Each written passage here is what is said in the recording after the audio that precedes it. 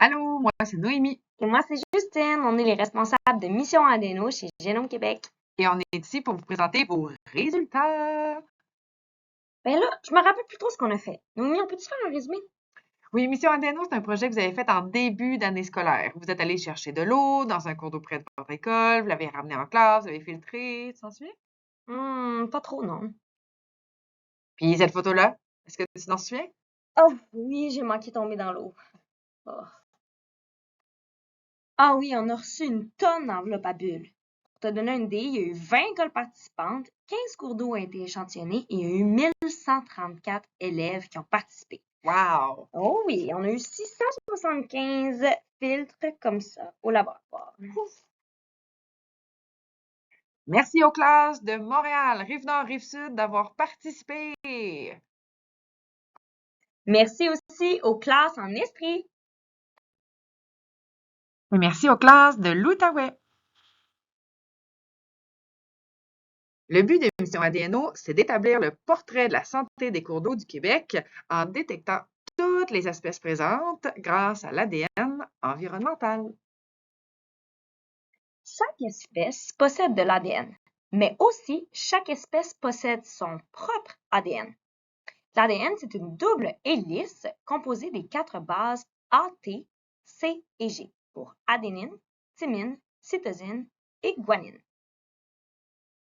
Justine, j'ai besoin que tu m'expliques si l'ADN est formé seulement de 4 lettres, mais que tous les organismes vivants ont leur propre ADN. Je suis pas sûre de comprendre comment ça se fait.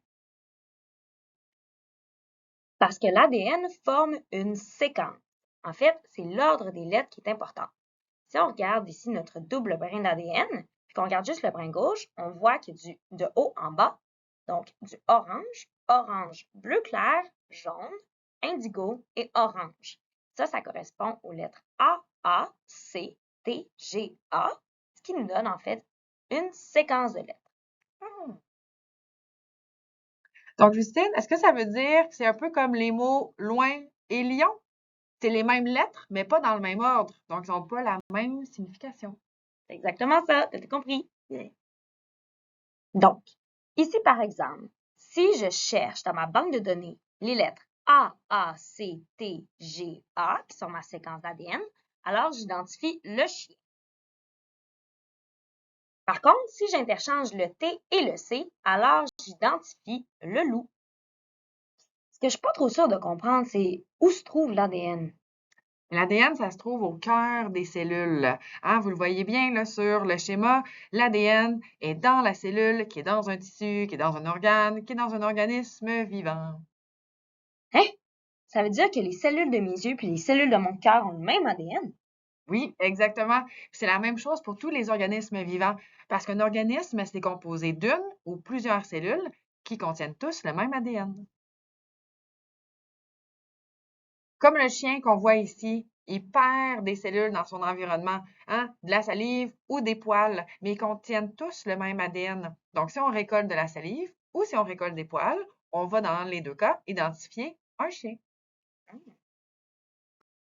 Donc, quand vous avez récolté des échantillons d'eau, vous avez en fait récolté des cellules perdues par des espèces, soit par le biais du sang ou par des écailles, etc. Puis, vous me les avez envoyées au laboratoire pour que moi, j'extrais l'ADN de ces filtres. Exactement. C'est pour ça qu'on parle d'ADN environnemental. C'est de l'ADN qu'on a récolté dans l'environnement sans manipuler d'organismes vivants. Bon, j'ai un petit jeu. Lorsque vous êtes allé échantillonner vos cours d'eau, vous avez pris des notes sur l'état des berges et des cours d'eau. Maintenant, Noémie, est-ce que tu pourrais me donner des sources d'ADN environnemental? Vous pouvez faire pause pour jouer avec nous. On va vous donner les réponses dans la diapositive suivante.